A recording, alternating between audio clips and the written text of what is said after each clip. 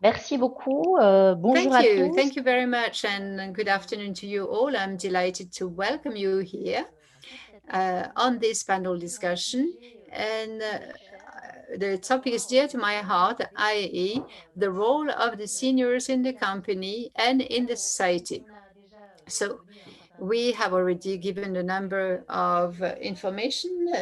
We've been doing that since this morning, and we said that overall soon a quarter or one third of the European population was going to spend a third of their life being retired.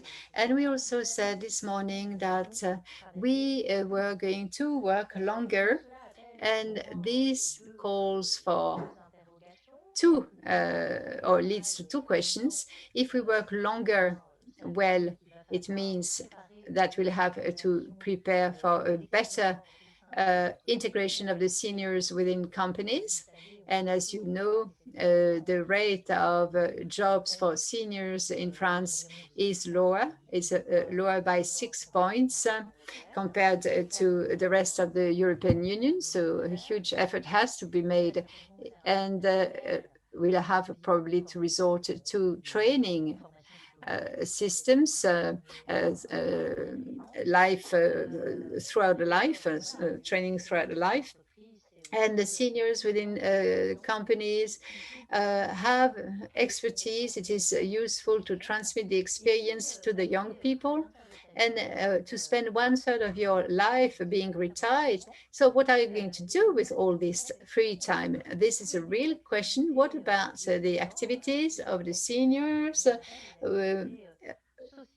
The socialized activities, and if possible, activities which, beyond the fact that they are quite beneficial for the well-being of the seniors in terms of health and keeping them fit and healthy and a good psychological effect, why not setting up activities having a beneficial impact on the well-being of others as well? And this is a very interesting question too. And to widen the debate, this panel will allow us to see what is happening on another continent, the African continent, and see what are the major challenges Africa is confronted to in terms of living conditions of the elderly and how this aging may influence the generational dynamics. So to address all these items, all these points, it's a pleasure for me to welcome Sibylle Lemaire, who is the manager and deputy of the MAIRE group and a founding member of the club Landoy. She is going to talk about this club and its objectives. Delphine Palais, chairman of the Poste Silver, Jean-François RIMOUX, from the Klésia group, communication manager, Dominique THIERRY, France Bénévolat, chairman, Philippe KOURILSKY, founder of Résolis, and Arnaud DAYORO, an anthropologist from the university and member of the EIDLL network. I'm going to ask Sibylle Lemaire to open up this panel discussion, and you have the floor, Sibylle. Go ahead. Yes, good afternoon to you all. And thank you for these wonderful presentations. And thank you to the chair for these information. Thank you, François Xavier. You already partially answered those questions. What is the role of the seniors in the company and in the society? We may already recall that 45% of the employees still at work are over 55 years. So population plus 5 points in 10 years, and progression is very quick and will get quicker and quicker. So we experience is a real demographic revolution. You said it's already already, and this anthropologic breakthrough leads to a lot of questions. It's a real change in the society, and we can be sure that this phenomenon is going to change the social balances, the economic trajectories, and the personal pathways as well. And that's the raison d'être of the Club Landoy. The chair, and I would like to thank them, is a partner, a very active partner, and our friends from the Post and Klésia, as well as other companies. I'm not going to mention them. There are about 15 of them, L'Oréal, Caisse des Dépôts, and Generali. So it's a thinking, a brainstorming club, and we want to redefine, revisit the operation of our society in depth in giving the seniors a role and a new ambition in the company and in the associative life. The Bayard group decided to set up a group of public actors, entrepreneurs, researchers, companies, and different stakeholders. For the club, it is absolutely essential that companies incorporate this demographic issue, because companies are powerful for this social link.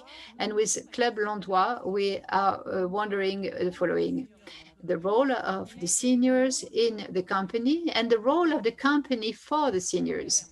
So in terms of employability, prevention, valuation of the intergenerational dynamics, transmission, all those themes are being put on the table. And the second theme we are working at actively, that's the economic outlets and the solvency of this market of the 45, not 55, sorry, and 70 years old.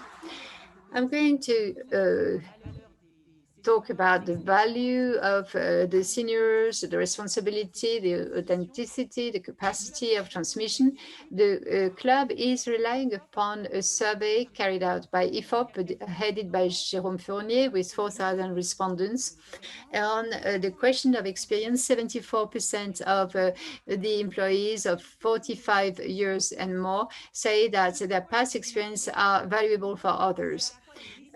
I would like to insist on the risks and the challenges mentioned by the representatives of the company during the workshops of the Club Landoy. I will just mention 5 of them. The list is rather exhaustive, is very long. The first point is culture. We have to fight against stereotypes in the company, and there are stereotypes on a lot of topics, and there is a stereotype as well. The seniors in the company, there are a lot of stereotypes. Develop prevention programs.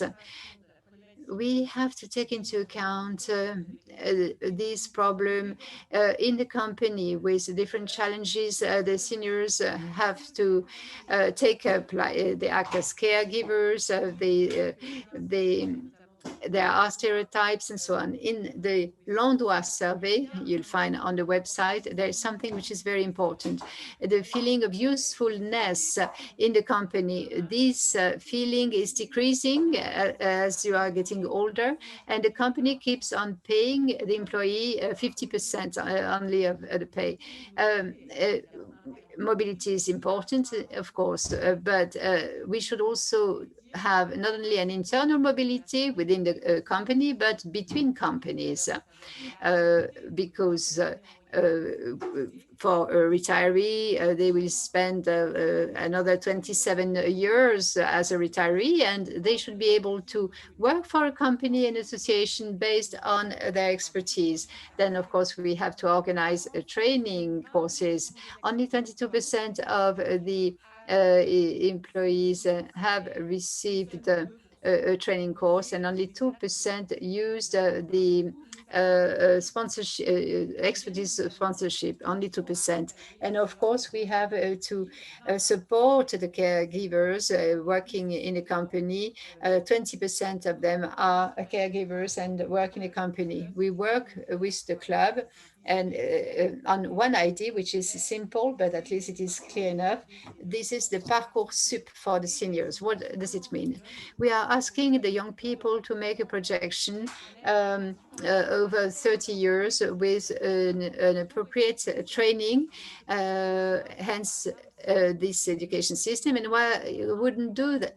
The same for the seniors. The seniors have to make a projection after their working life. It's a second cycle, and it's a second cycle of professional life for them. The capacity for the people, although they are on jobs either decreasing or with a limited future, we should give them the possibility in due time to have a second training, a capacity to rebound on jobs which would be more adapted.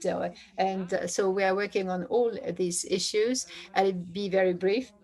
I am in favor of this possibility of making projections for the senior and to give them training courses or certifications so that they can have a second professional cycle. So of course, we need their active commitment in the society as well. It's very important.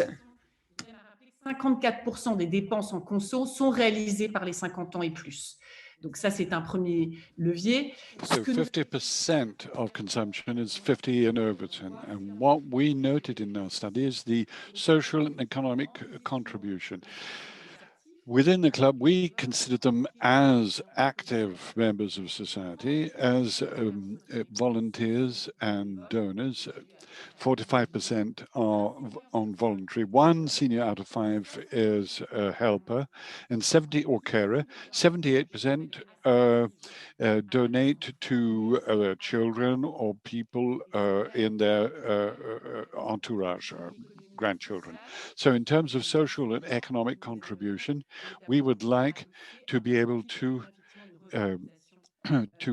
really reappraise or reevaluate and recognize their role. They have an important role in terms of social cohesion and solidarity. We looked at IFOP and studies.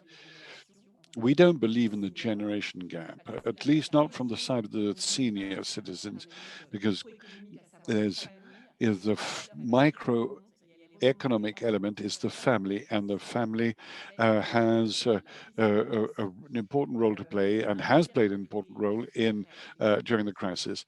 1/3 of retired people are prepared to pay taxes and have confidence in institutions. I would conclude by saying at Bayard, the Landoy Club, we have noted this acceleration, and there's an important cultural aspect that needs to be taken on board, which is a wonderful economic and social opportunity as well. Thank you for your attention. Thank you for this presentation, which was very clear and which presents a number of interesting points of view and items of information. We'll come back to it in the discussion. Thank you very much. We're going to have Madame MALLET speak after Ms. Le Maire. Would Jean-François RIMOUX kindly step in to present to us the activities of the Klésia group? Hello, everyone. Thank you for this invitation. I have listened to some interesting presentations. A lot of things have been said. I'm Jean-François RIMOUX. I'm 50 years old. I'm in charge of CSR and communication for Klésia, which is a group of social benefit and protection, insurance and services. And we manage, just to give you an idea, more than 11 billion euros in turnover and 1.7 million retirees, pensioners with us. So, of course, all of these topics are of great interest to us. The role of the senior citizens in companies and in society.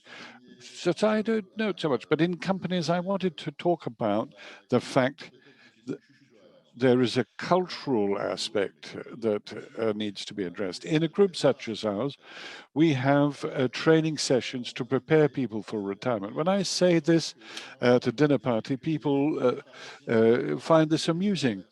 It's like, you know, when you say there is special training or coaching for people who win the national lottery. So the retirement is seen like the Holy Grail. You know, people say, I can't wait to retire. So there's a sort of idealization of inactivity that is contrary to all the things we've been saying today about the role of senior citizens in society today. And it is something that is not often referred to. I remind you, Sibylle said that this is really one of my focal points. We often have letters received from the HR manager where the HR manager says, we are soon going to retire, so we should prepare for the last stage in our career. And for many people who receive that sort of letter, it means I'm no longer useful, and they believe they want us to prepare our exit from the company. So you feel kind of useless all of a sudden, or considered as of having no worth. And there's a feeling of guilt amongst senior citizens in companies, which is quite understandable because we have high salaries, and it's difficult for companies to really reappraise the useful role that the older generations play within companies. So what's important for the well-being of senior citizens is to feel useful. And anyway, they're indispensable for our economy because there are more and more older people, but also they have assets, and they also are active, and they are also active as volunteers. We have 13 million volunteers and 4 million that are seniors. They're probably thinking about seniors 60 and over, because the definition of what is a senior citizen is something that varies. But they play a huge role for the economy. The carers, 11 million carers, it's 11 billion euros that the state doesn't spend each year. So if we say 30% are senior citizens, that represents quite a lot of money contributed by the older generations. So there are lots of things that can be done to keep senior citizens busy, but we should also benefit from their experience when we talk about sponsorship or mentoring, helping and training young people in companies. This often is based on, when we look at companies, it's usually looked at, what are we going to do with these people to keep them busy, rather than to say, what contributions, useful contributions can they make? I just wanted to come back on this societal aspect in which the senior is a king in our society today, but is contained within the role of a sort of idle, privileged individual. So maybe we should start to work on simple notions. For example, this letter that HR managers write to employees when they reach the age of 45, which is symptomatic of the attitude concerning retirement, and that retirement is the holy grail. And when you're in retirement, you do nothing at all. That's all I wanted to say for the time being. Thank you very much for your invitation. Thank you very much. This does raise a number of interesting aspects, and we'll come back to these points later on. I don't know if our European neighbors do better than we do when it comes to preparing for retirement. Maybe it's a French syndrome, specifically French syndrome, of insufficient preparation for the period of retirement. But it is a key question. And it also says something about the representation of society and also how people consider retirement as a sort of holy grail. But we'll discuss about this later on, but you were talking about the feeling useful to society, and you talked about the activities of senior citizens and the fact that they did a lot of volunteer work. So it is the opportunity for us today to bring Dominique Thierry in, who's the president of France Bénévolat, an association that's in charge of volunteer activities, and what activities, volunteer activities are engaged in by senior citizens. So Dominique, the floor is yours. I'm going to try and bring my contribution. I'm no longer the president of France Bénévolat, but I'm one of the founding members, and I'm still very much involved in the life of the association. I'm going to focus on the volunteer activities of senior citizens. It's an expression I don't like that much. Now, there are 4 points that I want to insist on. We conduct regular surveys. There are 20 million volunteers, 13 million in associations. And among these 13 million, roughly 31% are age over 65. So that's 4 million people. Généralement, des associations où il n'y aurait que des what you would seniors. expect about associations, they're not only made up of elderly people. Now, so we're talking about 4 million people, and it used to be 38% in 2000 that had volunteer activities. So in 9 years, we've lost 10 million seniors. And this is a structural transformation. And I'll come back to the reason for this decline in the number of senior volunteer workers. And since the COVID crisis, this decline has probably accelerated. So this is a fundamental issue. And I wrote an article last year, Red Alert, concerning this matter, but it didn't seem to awaken much cause for concern at the time. Now, second set of figures, and there have been many international surveys, the WHO has worked on this, and a number of French researchers. Social activity. Now, volunteer activities are not the only social activities, but it's one of the most important ones, contribute to maintaining senior citizens in good health. The OMS, the WHO has done research that proves this. Now, there is not much doubt, although good health at old age involves other factors, but volunteer activities is one of the important factors for well-being and good health.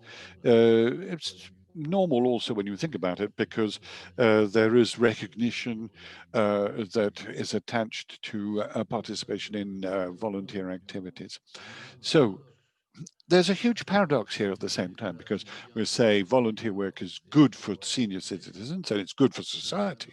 But at the same time, it seems to be declining. The proportion of senior citizens engaged in volunteer activities. Now, what are the reasons for this? Should I evoke these reasons? I could say there are 4 major reasons. First of all, people who retire are no longer the same generation as the generation of the post-war boom, who were considered as a privileged group. This is no longer the situation. They have elderly people have difficulties at the end of their career, and also the situation is much less to their advantage. They also go into retirement later, and conditions at work are more difficult at the moment. And there is a certain amount of competition between external solidarity and family solidarity, which is a good thing that it should exist because it's very important societal aspect. And the fourth reason is that society does not say to the senior citizens, we need you. So these are important reasons why senior citizens are less engaged in volunteer activities. And there isn't sufficient serious preparation provided to people before they go into retirement. Now, as another point I wanted to highlight, over the last 10 years, we've been paid a lot of attention to intergenerational aspects. We've conducted field work and a field report, and intergenerational solidarity is very important in the French society today, which is very much fragmented. And it's as if we were talking about, when we talk about, we have to make a distinction amongst people who are in retirement. The fact that they are very active when they are engaged in volunteer work.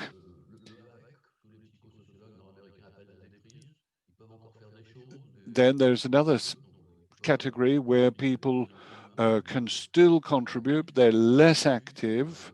And then there's another category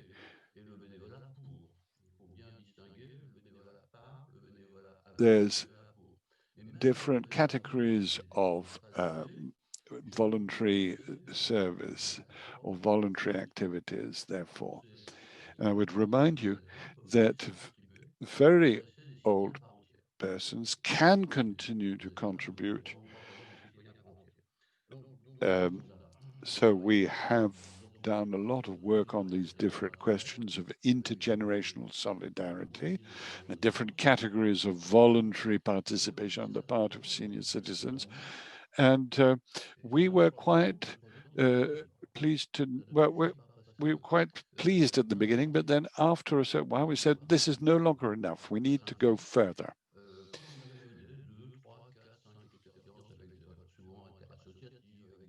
So when people have done a certain amount of voluntary work, after a certain amount of time, there's a sort of juxtaposition of a number of projects.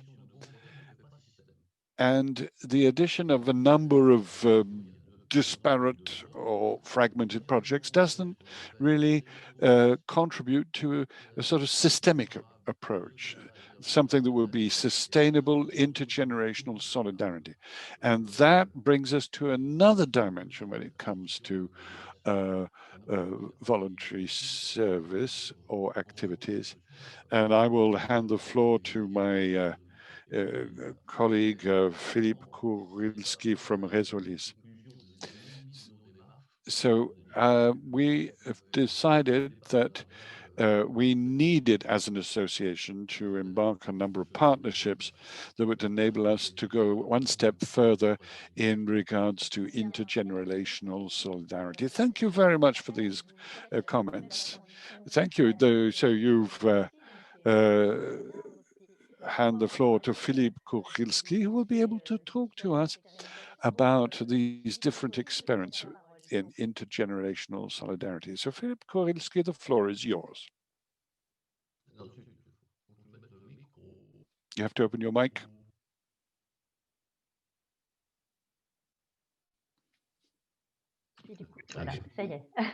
Voilà, merci de cette invitation. Thank you for your invitation.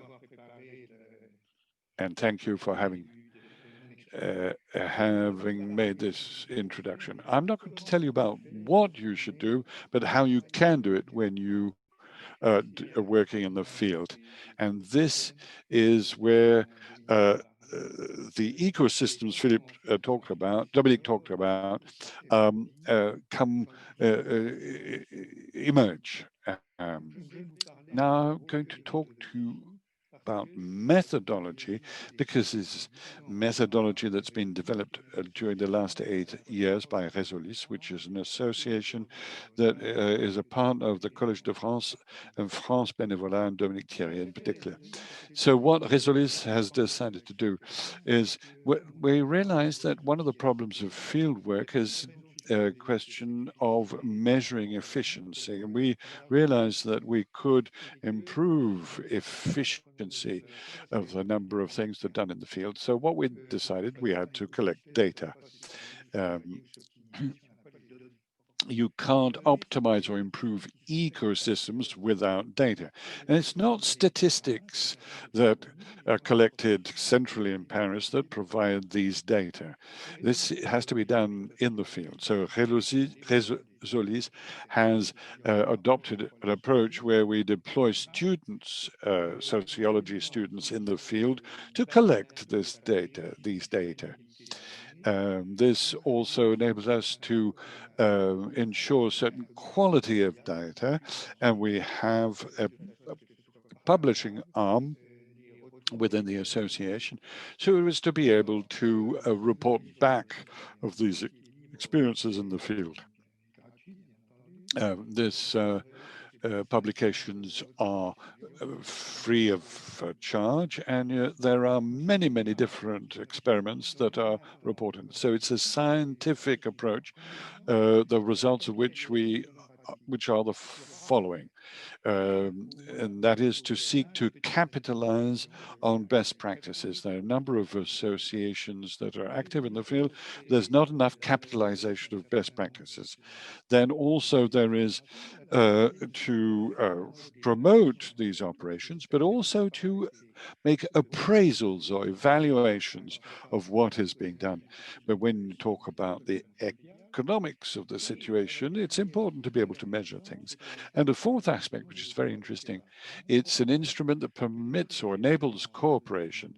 And we have experienced this, we've seen this. The people who didn't know one another before cooperate excellently when they share facts or real things, projects, not just dreams. So you need concrete facts. And therefore, it's important to exchange on a number of projects and things that we know how to do and the data that we have gathered. So what can we do with the feedback and data collected? Well, we can work with researchers and conduct scientific research. And from that moment on, we can build these ecosystems in the following manner. It's all a question of sampling, in fact, and of choosing the right level of detail. If you take a sample at national level, if you have 1,300,000 active associations and millions of players in the field, it's not going to be possible to do very much, but except makes a number of informed choices and then focus on certain specific aspects. For example, the lack of access to social services. But we can also decide to deploy a system or this approach in a particular area, in a particular domain, and examine certain aspects in great detail. And this makes one much more efficient. When you deal with a problem this way, you can address problems for not just associations, but also for companies, medium-sized or small companies. So if we use this capacity of communication to put dozens of stakeholders working in the field and seeking of certain complementarities, this develops or multiplies efficiency. So we have this methodology, and we've done this with Dominique, THIERRY, and France Bénévolat in a number of different situations. Now, cooperation generally is at local level, of course, one has to bear in mind. Solidarity is something that can be developed more at a local level with people who are close or in close proximity. And this translates in practice into sort of micro observatories where each stakeholder analyzes what they are doing in their initiatives, and they provide information, exchange information with other stakeholders, other players, and this develops a sort of spirit of project management in a sort of network or in groups. So there are three aspects to this type of approach. The first is that it's a form of positive evaluation, because when you're looking locally and for an ecosystem of this type and analyzing this type of ecosystem, you can see whether it is relevant, consistent, and complete. So there's a sort of assessment or evaluation of the project. So you need to collect the data to be able to conduct such evaluations. Second thing is that can be applied to many, many different aspects. If you talk about intergenerational solidarity, one of the projects Résolis is working on with France Bénévolat is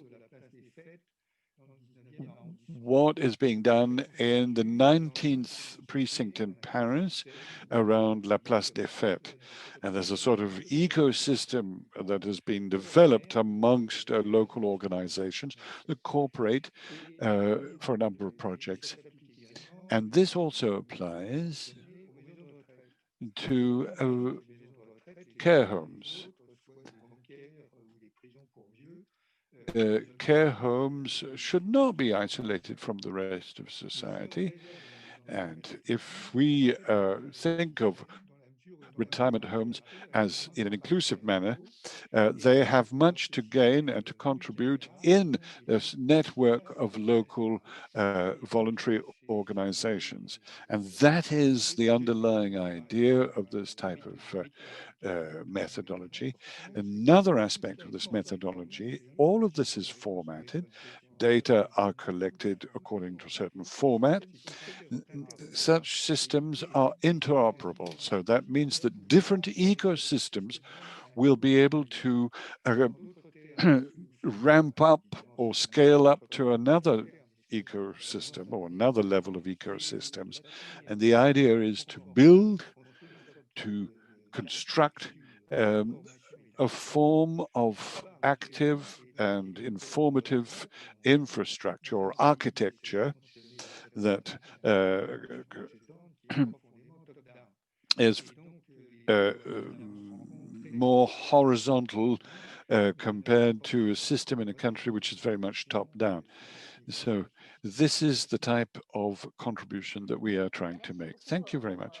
Thank you for these details concerning a very important aspect, and that is the collection of data so as to be able to understand what is happening in the field and to conduct appraisals, evaluations of projects in the field. I have the pleasure of welcoming Delphine MALLET, who has joined us, and I'm going to hand her the floor so that she can present to us the different activities of the La Poste Silva. Thank you very much. Hello, everybody. I'm very pleased to be with you, although it's virtually, but to talk about La Poste. So La Poste,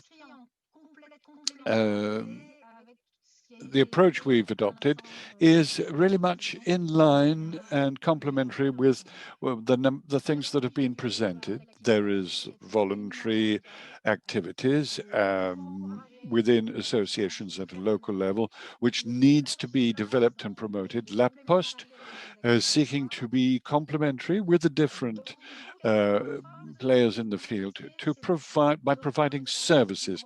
So we want to provide services to as many people as possible, everywhere in France, every day.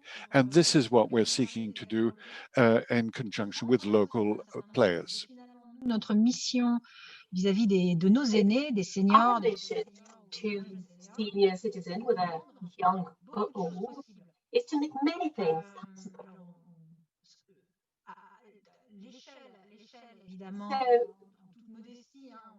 Modestly, we have a limited impact actions, but let me explain in a few words what it is about.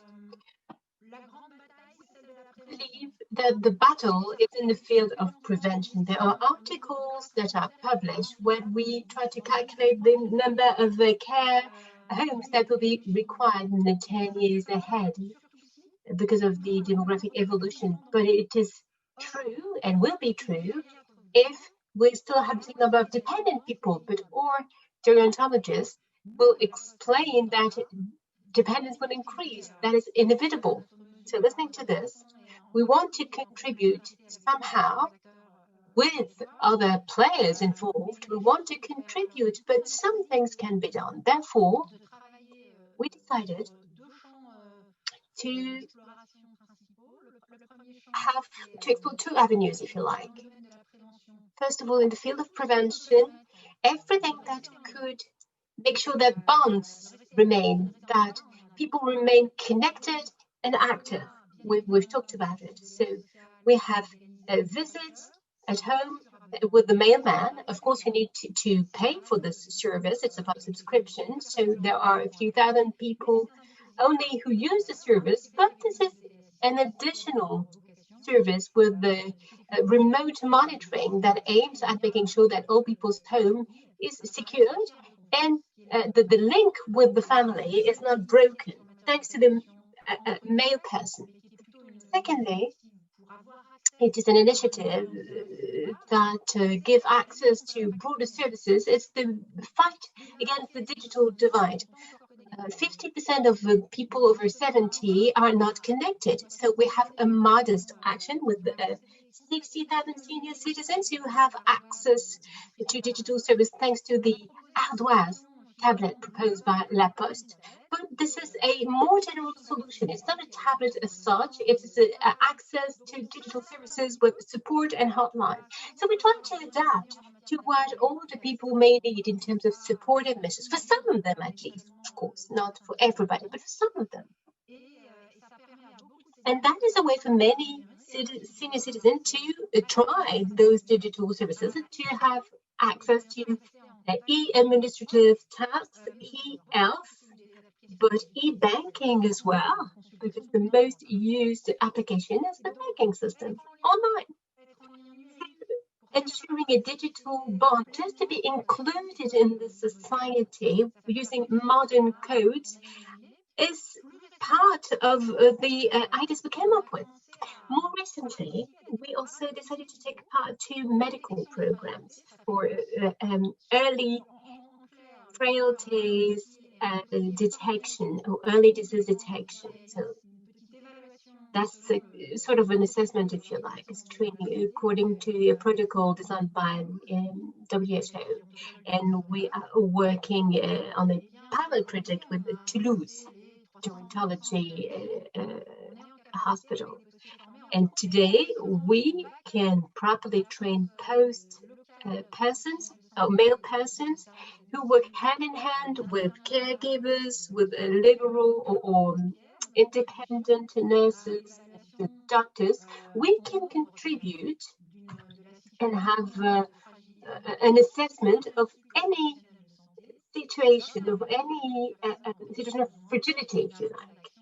And therefore, that's a way to design an early action plan. The word early is really important.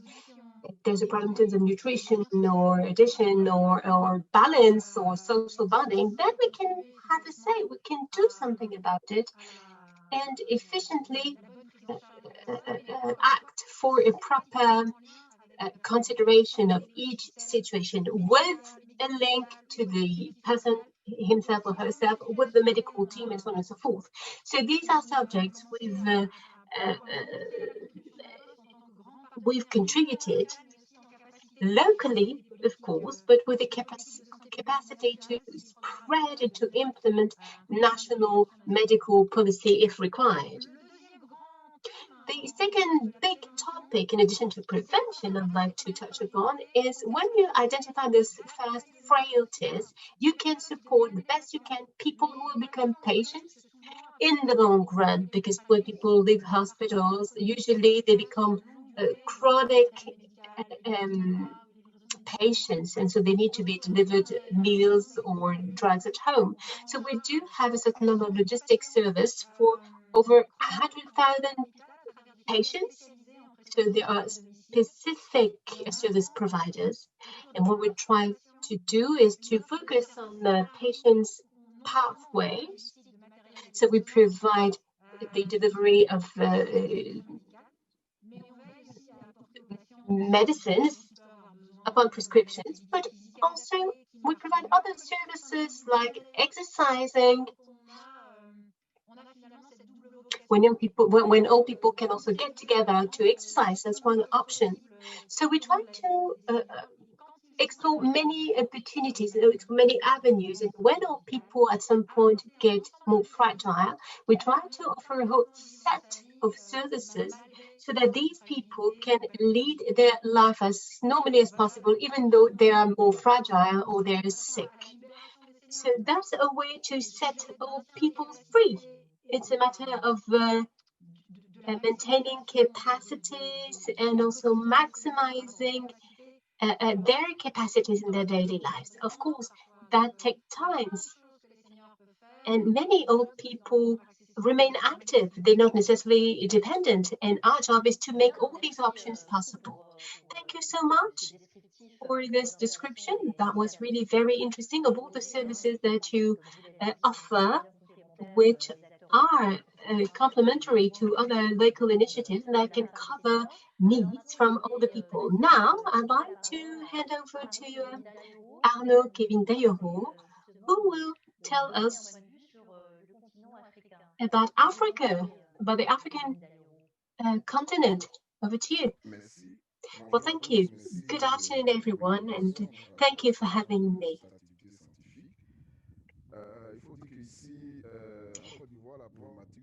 Well, in Côte d'Ivoire, we have a different kind of a problem. It's more about understanding the constraints to social inclusion of old people. That's why I'd like to say that in fact, the problem is that old people tend to be invisible, even though associations do try to act on it to make them more visible and to offer them activities. So we need to focus on these associations, and then we can understand what the situation is for old people there. All in all, there are some constraints to deal with. That is to say, when we consider the economic system that does not reach all people, or the labor market that is not for all people, and social services, legal services, or institutional service for all people that just don't exist, and the lack of an educational policy for all people as well. These are some institutional questions that do restrict the social interaction of all people. We must consider the pension system. Pension system in Ivory Coast is still a way to regulate the labor market. Since 2008, when I first started my research work, there has been a shaping of a theory for an active retirement system.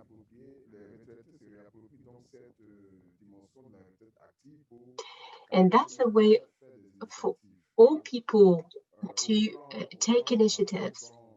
On the macroeconomic or institutional initiatives level, there's a gap on the question. Nothing is done. So, as I said, we need to refer to associations to try and see which experiences are done in terms of old people, senior people going back to the labor market. These usually are traditional jobs and symbolic jobs, really, considering that rural areas are now being modernized, and intergenerational interaction and conflicts are such that all people only play symbolic roles. We can observe this in all questions linked to weddings or policies or funerals, for instance. So the modern system has become predominant. So old people stick to very traditional positions. They tend to be quite invisible. So once again, we can see what is done when we focus on associations, and so we did. So we counted 105 associations from 2006 and 2017. So these are both private and public institutions that work on the question of senior citizens and organize activities like consulting for entrepreneurship. So these are experiences that are carried out, like a debate on reform of the pension system, with the help, of course, of pensioners. And there were other kind of initiatives about the setting up of senior expertise banks, just in the view of a professional continuity, vocational continuity. So working with nurses, physicists, teachers, professors, and so on and so forth. So some private investments have been made in this field as well. But on the institutional level, FIDRA is an organization that does support senior citizens. So I believe that there are some solutions in order to promote the social participation of senior citizens in Africa. And first, it would be to defeat some legends about old people, you know, because aging is linked to industrial societies. And old people are just seen as fragile people and are burdens mainly. Unfortunately, African countries do and still believe in this way. They still feel this way. So that's a problem in terms of political support, in terms of political decision making. And therefore, senior citizens are not part of the big picture, if you like. So in a nutshell, we would tend to focus on obstacles to all people's participation to society, because the macro policies did not consider this question of old people as being part of the society's development. And what we can see is that retired people tend to stay in urban areas, and this is somehow quite paradoxical from an institutional point of view, because there's no support. Even from a security point of view, there's no support or legal support. So you see, it's a great number of factors that prevents the participation of old people to the life of society. And the big issue here is health. We only can provide gerontology services with one expert, one gerontologist only. Otherwise, old people are just faced with unprecise diagnostic. And sometimes a cardiologist who is not a gerontologist has to provide solutions to old people. But in addition to this, there is an intergenerational conflict because the labor market is not willing to welcome old people who are ill-qualified, or they consider as useless, even though they've had time to work before for Africa. But usually old people are considered as being useless. But of course, there are specific experiences with the support of associations in terms of literacy, pilot programs, in terms of supportive measures just to reform the pension systems.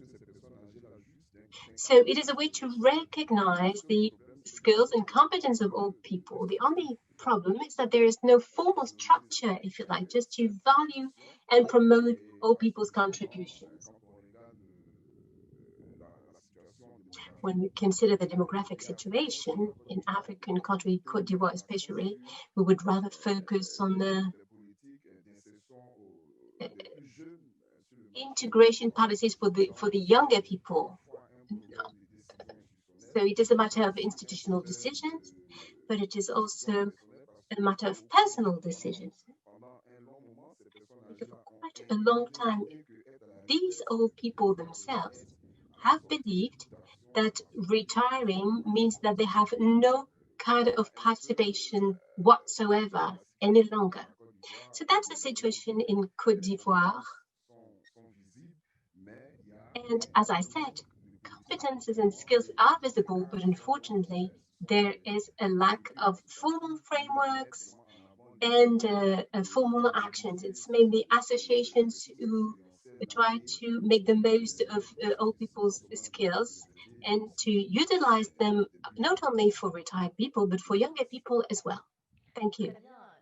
Well, thank you so much for shedding a very interesting light on the situation in Côte d'Ivoire, and therefore we are able to compare with our own societies. We lack time, unfortunately, but there are several comments on the chat, and one question that seems to me very important, and I would like to raise it. Retired people remain active and are involved in programs like skills transmission, mainly belong to a higher social level. So how can we go beyond this obstacle, this self-censorship? Who would like to answer this question? Because apparently upper CSPs do involve themselves in the transmission or in knowledge passing programs. But how could we integrate more and more senior citizens, people who would be perhaps less privileged somehow? Well, briefly enough, I can give you an access as Dominique THIERRY. Well, that's the truth. You know, that's a statistic truth. We do have a slogan that we ideally the right for all to volunteer. So there shouldn't be a selection when people want to volunteer, really. That would be just wrong. But for social classes that are slightly underprivileged, we would like to stem from tangible projects. Because people say you should volunteer, it's going to be good for you. Well, no, it doesn't work. What you should say is, okay, we have a local project, a local ecosystem that is quite nice, and we need a hand on it. And that really reverses the trend. People who are somehow reluctant understand that they have a knowledge, that they have a know-how, and that they can share this know-how with other people. So we do insist on acknowledges the skills of volunteers. Sibylle, you also wanted to say something? Well, yes, it is a question we are really attached to at Collège Landoy. It is a matter of scale, if you like, and outreaching as many people as possible. It's a matter of education and prevention for all employees in companies, which is not the case today.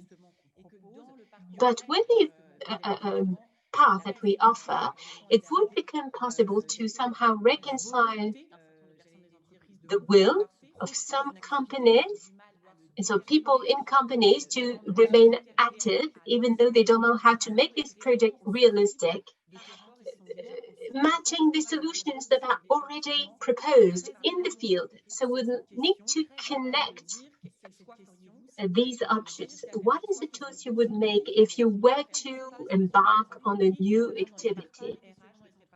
But it is not something that companies work on when they need to prepare their employees for retirement.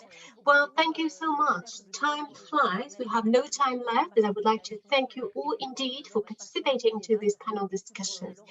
There would be many other things to say, of course, but questions remain open, and I do thank you very much indeed for your participation. Thank you.